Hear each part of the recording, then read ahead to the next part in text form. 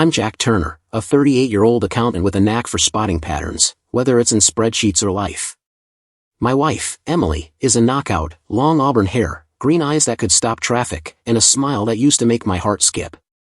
But beneath that beauty, she's a storm of insecurities, always chasing the next thrill to fill some void she never talks about. We've been married 9 years, got 2 kids, Max, 8, and Lily, 5. They're my world, but Emily? She's more into late-night parties and glitzy events than bedtime stories or school plays. Motherhood, to her, is a role she plays when it suits her, like a costume she can slip off when the spotlight calls. We live in a cozy house in Macon, Georgia, with a wraparound porch and a backyard big enough for the kids to run wild. I thought we had a good thing going, even if Emily's always been a bit sharp-tongued, quick to snap when things don't go her way.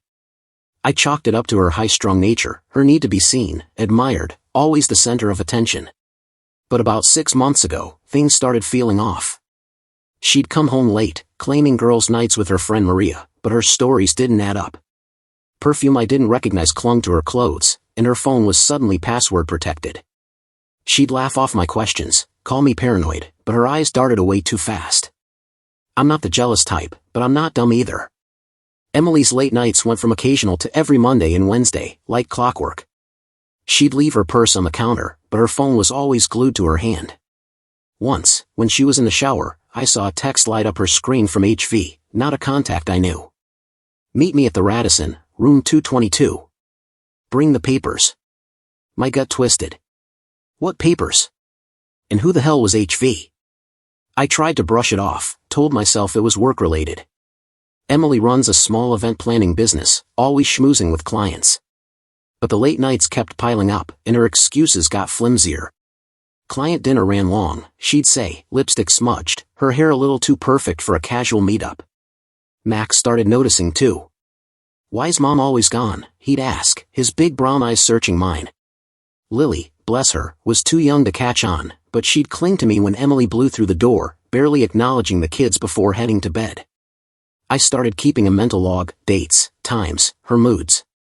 I'm an accountant, tracking details is my thing. But this wasn't just numbers. This was my marriage, my family, my life.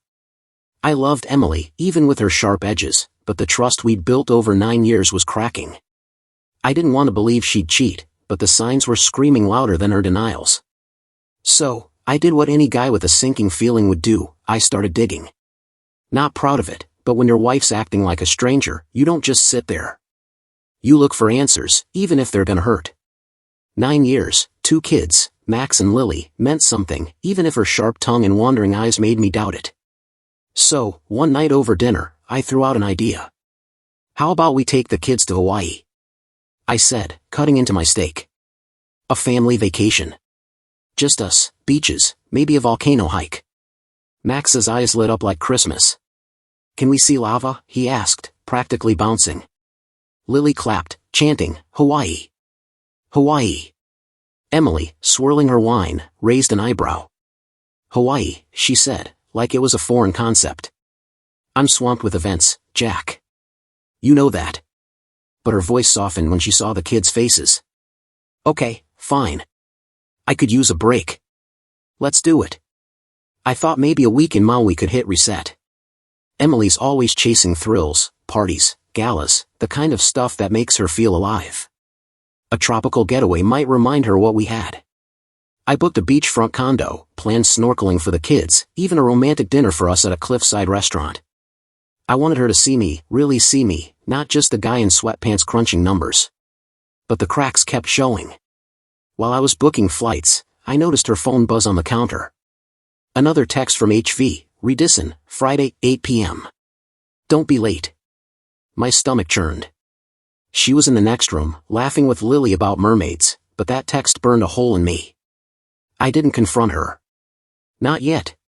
Instead, I started paying closer attention.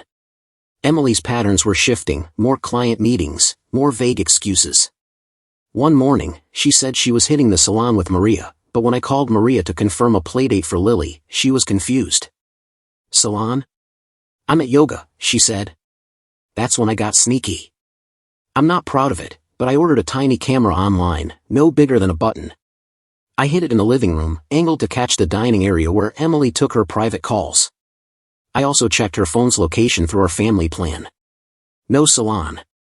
She was at the Redisson, same room as that text, 222. I saved the GPS data in a folder labeled proof. The kids were thrilled about Hawaii, oblivious to the tension. Max kept asking about surfing, and Lily wanted to know if dolphins would talk to her. I smiled, played along, but my mind was on Emily. Who was HV? Why the Redisson? I dug deeper. One night, while she was working late, I accessed her old phone, which she'd left in a drawer. It took me 20 minutes to clone it and mirror her current one. The texts poured in. HV was Harold Vance, her dad's old business buddy, a slick real estate guy with a fresh divorce and a reputation for trouble. Miss you already, one text read. Can't wait for Texas. Texas? What the hell was in Texas? I kept quiet, planning the trip like it was my job. But the camera caught something that broke my heart. Emily, on a call with Harold, laughing, saying, Jack's clueless. He thinks Hawaii's gonna fix everything. My chest tightened. Fix everything? She knew we were broken, and she was playing me. Still, I held on, thinking maybe the trip could pull us back together. But the truth was staring me down. Emily wasn't just cheating. She was scheming, and I was about to find out how deep it went. The Hawaii trip was supposed to be our chance to stitch things back together, but by the time we landed in Maui, I knew I was fighting a losing battle. Max and Lily were over the moon. Max couldn't stop talking about surfing lessons, and Lily was dead set on finding a magic dolphin in the ocean. Their excitement kept me grounded, even as Emily's behavior screamed trouble. The beachfront condo I'd rented was perfect, open windows, ocean breeze, a view of swaying palms. But Emily? She was barely there. She'd slip out during the day, claiming she needed me time at a spa or a yoga class. At night, she'd vanish too, saying she was admiring the night sky on the beach. Her eyes sparkled when she fed me those lines, but not for me, for the thrill of whatever she was hiding. I stayed with the kids, not wanting to ruin their trip. Max was catching waves like a pro, and Lily spent hours building sandcastles, giggling as the tide knocked them down. I played the good dad, snapping photos, teaching them to snorkel, but my mind was on Emily. Her phone was always with her, and she'd step away to take calls, her voice low, laughing in a way she hadn't with me in years. One night, I couldn't take it anymore. While the kids slept, I checked the camera feed from the device I'd hidden in her purse back home. It was a long shot, but she'd brought that same purse to Hawaii. The audio was patchy, but I caught her voice. Meet me at the cove, midnight. Jack's clueless, as usual. My heart sank. Clueless, huh? Not this time. I didn't want to believe she had a lover here, on an island where we were supposed to be a family. But the next day, I followed her. She said she was going for a sunset walk, leaving me to read Lily bedtime stories. I called Maria, who was back in Macon, and asked her to check in on the kids via FaceTime. Then I tailed Emily, keeping my distance. She headed to a secluded cove, where a guy, tall, tanned, looking like he belonged in a surf ad, was waiting. Harold Vance. I recognized him from photos on her phone. They didn't see me, hidden behind some rocks, but I saw plenty, her hands on his chest, his lips on hers, the way she laughed like she used to with me. My chest burned, but I stayed calm, snapping a few photos with my phone. Back at the condo, I waited. Emily strolled in at 2 a.m., smelling of salt water and his cologne. The night sky was gorgeous, she said, breezy, slipping into bed. I sat up, voice steady. Cut the crap, Emily. I know about Harold. Her face froze, that perfect mask cracking for a second. Then she laughed, sharp and mean. Oh, Jack, don't be dramatic. Harold's just a friend I met here. We're networking for my business. Networking? I said, pulling out my phone and showing her the cover photos. This kind of networking? Her eyes widened, then narrowed. You're spying on me, she snapped. You're cheating on me, I shot back. In Hawaii, on our family trip, with our kids asleep down the hall. She didn't even flinch. You're blowing this out of proportion, she said, tossing her hair. Harold's fun, Jack. He gets me. You're always so boring. Work, kids, numbers. I need more. I stared at her, the woman I'd loved for 9 years, Now a stranger spinning lies like it was her job. More? I said. More than your family? More than Max and Lily? She rolled her eyes. Don't guilt trip me. I'm still their mom. Are you? I asked, my voice low. Because you've barely looked at them since we got here. She didn't answer, just grabbed her phone and stormed to the bathroom, locking the door. I heard her whispering, probably to Harold. I didn't sleep that night, but I made a choice. I'd keep the trip perfect for Max and Lily, no matter what Emily was doing. The Hawaii trip turned into a nightmare faster than I could have imagined. A hurricane warning hit Maui on our 4th day, the sky turning an ugly gray as the wind started howling. Max and Lily were buzzing from a morning of snorkeling, oblivious to the weather reports until the condo's emergency radio crackled to life. Category 3 hurricane approaching. Seek shelter immediately. My heart sank. I was with the kids, packing up our beach gear, but Emily was nowhere to be found. She'd slipped out again, muttering something about meeting a friend for coffee before the storm warnings even started. I knew she was with Harold, probably at that damn cove again, chasing her thrills while the world fell apart. I didn't have time to chase her down. Max was asking questions. Dad, is the storm gonna get us? And Lily clung to my leg, her little face pale. We're gonna be fine, I told them, forcing a calm I didn't feel. I grabbed our essentials, water, snacks, blankets, and hustled them to the condo's designated storm shelter, a reinforced basement room with other panicked guests. The kids huddled close as the wind screamed outside, rattling the building like it was made of matchsticks. Max tried to be brave, asking if hurricanes were like the ones in his science book. Lily just buried her face in my shirt, whispering, "Where's Mommy?" I didn't have an answer. My phone had no signal, and Emily wasn't picking up anyway. As the storm raged, my mind churned. The betrayal hit me in waves, shock first, when I saw her with Harold in that cove, then anger, burning hot when she laughed off my confrontation like I was nothing. Now, it was sinking into something heavier, grief, maybe, for the marriage I thought we had. Emily's beauty, her charm, had hooked me 9 years ago, but her insecurities drove her to lie, to scheme, to chase anything that made her feel bigger than her life.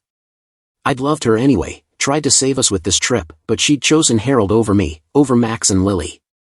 And now, she was out there in a hurricane, probably with him, while I kept our kids safe.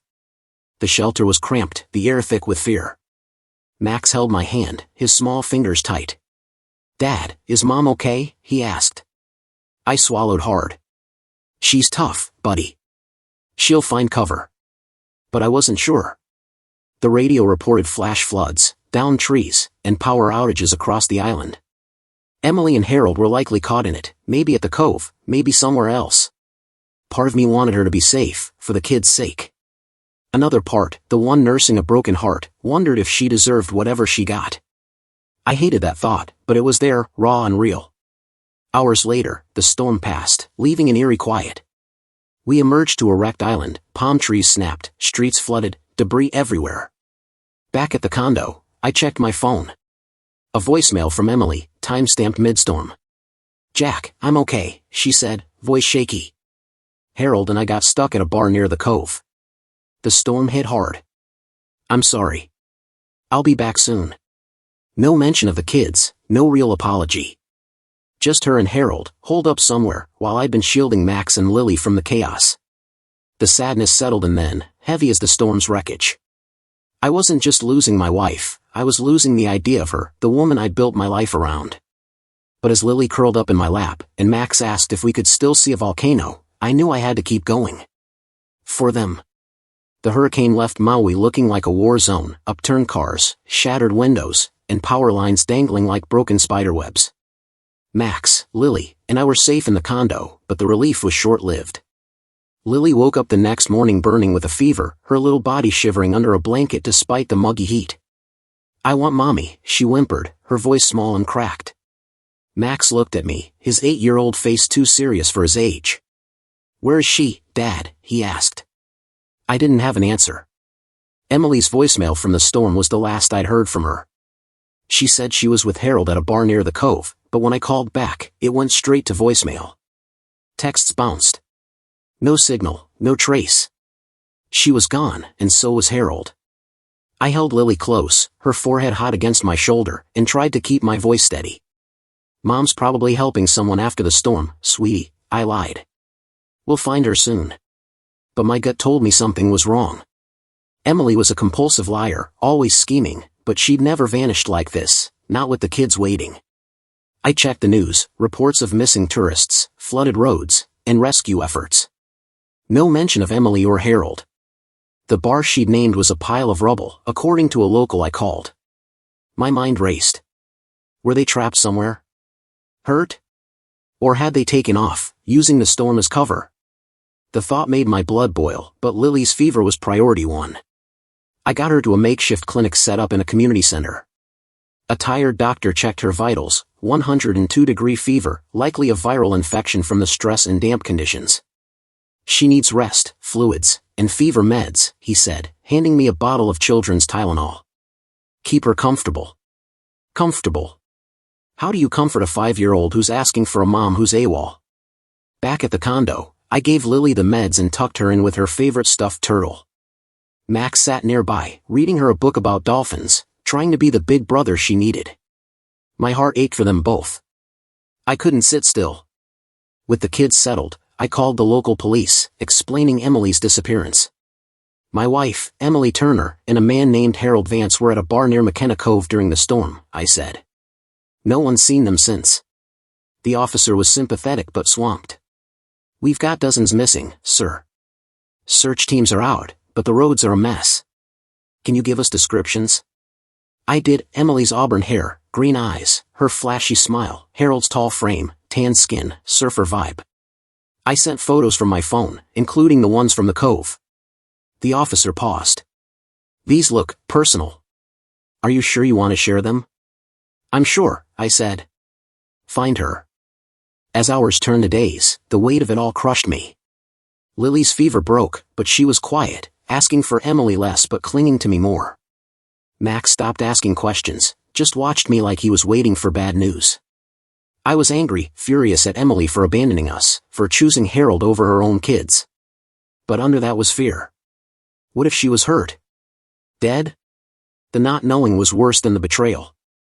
I decided we couldn't stay in Hawaii, waiting for answers that might not come. I booked flights back to Macon, Georgia, for the 3 of us. The kids needed stability, not a wrecked island and a missing mom. As for Emily, I'd keep searching through the authorities, but I was done chasing her lies. If she was alive, she'd have to face me, and the kids, eventually. If not, we'd learn to live without her. Either way, I was choosing Max and Lily over a marriage that was already dead. Back in Macon, Georgia, our house felt like a hollow shell of what it used to be. Max and Lily were glad to be home, their familiar beds and toys a small comfort after the chaos of Hawaii. Lily's fever was down, but she was still weak, her little face pale as she curled up on the couch with her stuffed turtle. When's Mommy coming back? She asked, her voice softer than usual. Max shot me a look, his 8-year-old instincts sharper than ever. I knelt beside Lily, brushing her hair back. I don't know, sweetie, I said, hating how true that was. But we're together, and I'm not going anywhere. She nodded, but her eyes were distant, like she was trying to piece together a puzzle too big for her 5 years. Emily was still missing. No calls, no texts, no trace since her voicemail during the hurricane. The Maui police had nothing new, search teams were stretched thin, and the island was still a mess. But then, a break, they found Harold Vance. He'd washed up near McKenna Cove, alive but banged up bad. A head injury from flying debris left him in a hospital, groggy and incoherent. The cops called me with the update. He's not talking much, the officer said. Concussion, maybe worse. No sign of your wife, though. I didn't know whether to feel relief or dread. Harold was alive, but Emily? She could be anywhere or nowhere. I couldn't wait around for answers. My kids needed stability, and I needed to protect them. I called Susan Reed, a family law attorney I'd known from my accounting work. She met me at her office in downtown Athens, Georgia, her desk cluttered with files. I laid it all out, Emily's lies, her affair with Harold, the photos from the cove, the clone phone texts, the GPS data showing her at the Redisson. I even handed over the audio from her purse, where she laughed about me being clueless. Susan's eyes widened as she sifted through the evidence.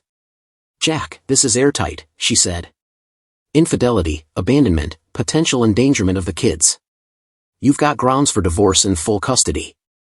I nodded, my throat tight. File it, I said. I want this over. Filing for divorce felt like cutting off a limb. 9 years with Emily, her laugh, her fire, even her sharp edges, had been my life. But she'd chosen a path that left me and the kids behind, and I wasn't going to let her drag us down with her. Susan drafted the papers, citing adultery and abandonment, and we requested emergency custody from Max and Lily. If Emily surfaces, she'll have a fight on her hands, Susan warned. But with this evidence, she's got no leverage. I didn't care about leverage. I just wanted my kids safe. My parents drove down from their place in Valdosta to help. Mom took over the kitchen, cooking Max's favorite lasagna and singing to Lily to keep her spirits up. Dad sat with me late one night, a beer in his hand, his voice steady. You did what you had to, son, he said. She made her choices. I nodded, but the weight of it, losing Emily, not knowing if she was alive or dead, kept me up at night. Mom caught me staring at a photo of us from our wedding day, Emily radiant in white. You can't fix her, Jack, she said softly. Focus on the kids. She was right, but the hurt lingered, a mix of betrayal and worry I couldn't shake. Harold's condition didn't clear up much. The Maui hospital reported he was stable but had memory gaps from the head injury. He claimed he didn't know where Emily was, said they'd been at the bar when the storm hit, but everything after was a blur. The cops weren't buying it, and neither was I. Emily was a schemer, and if she was alive, she was planning her next move. I checked the cameras I'd left in our house, nothing but static since we'd been gone. Wherever she wasn't coming back here. Not yet. For now, I leaned on my parents, held my kids close, and waited for the divorce papers to process, hoping the truth about Emily would surface before it broke us all. A week after we settled back home, my phone rang with a Maui area code. It was the police. Mr. Turner, we found your wife, the officer said, voice heavy. She's alive, but she's in rough shape. She's at Maui Memorial Hospital. My heart lurched, relief mixed with dread. What happened? I asked. She was found in a collapsed beach shack near McKenna Cove, he said. Debris from the hurricane pinned her. Severe injuries, burns, lacerations.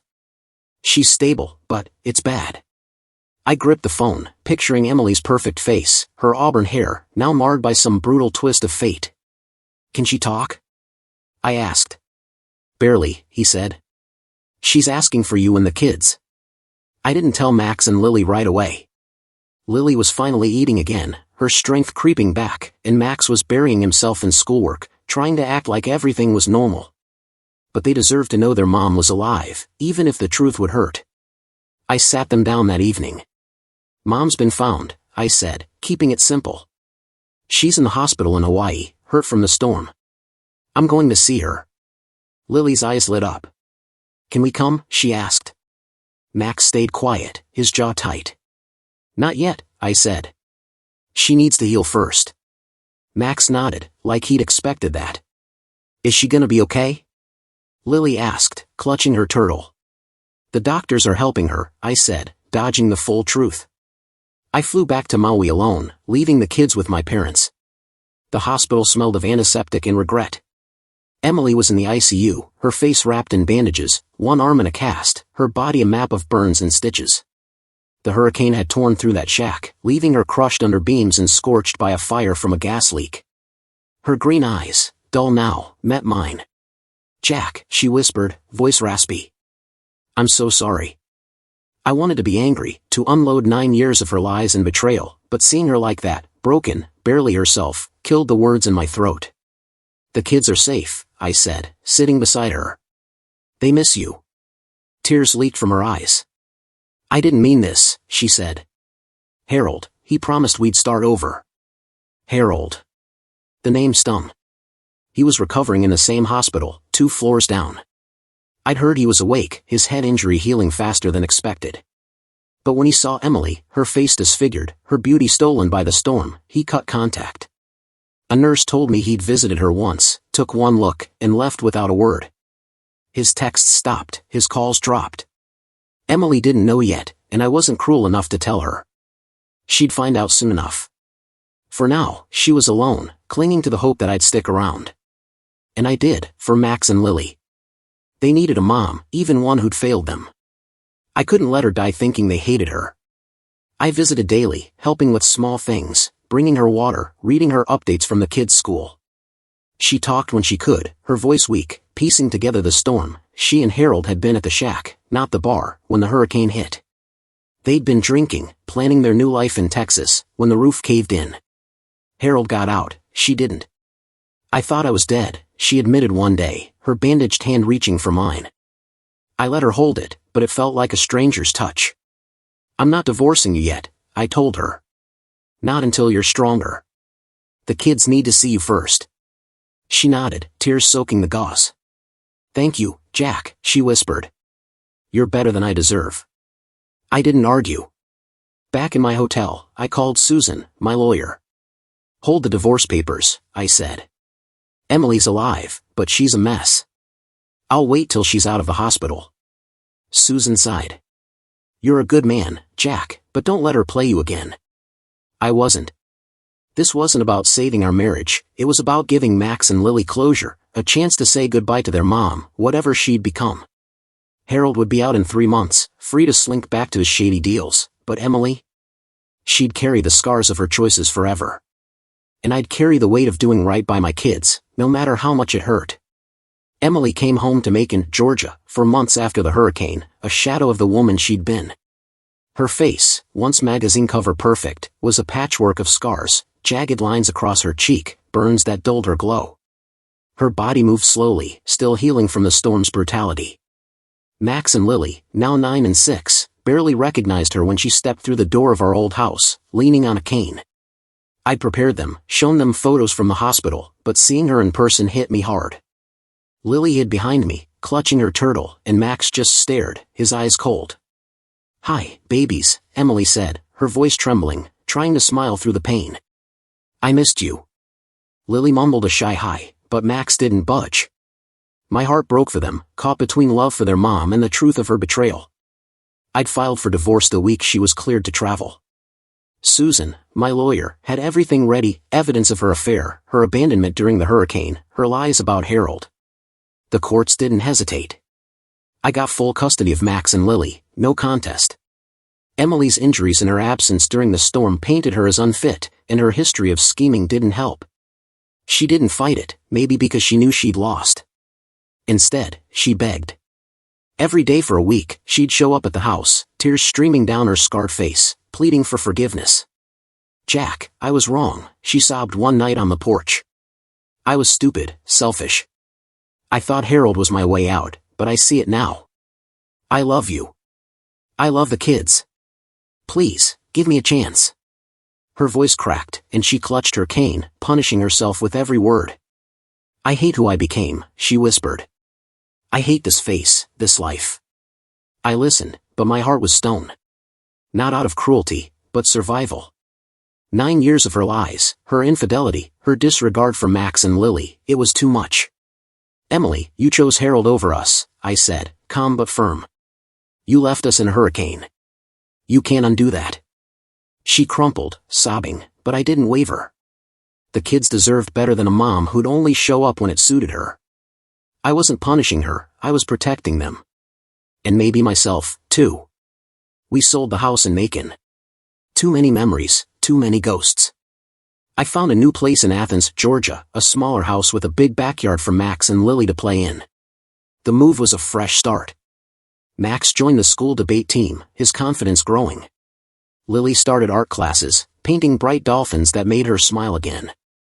My parents helped us settle, and Maria, Emily's sister, checked in often, filling the aunt role Emily couldn't. I got a new job with the Athens Port Authority, still crunching numbers but with a better commute and a team that didn't know my past.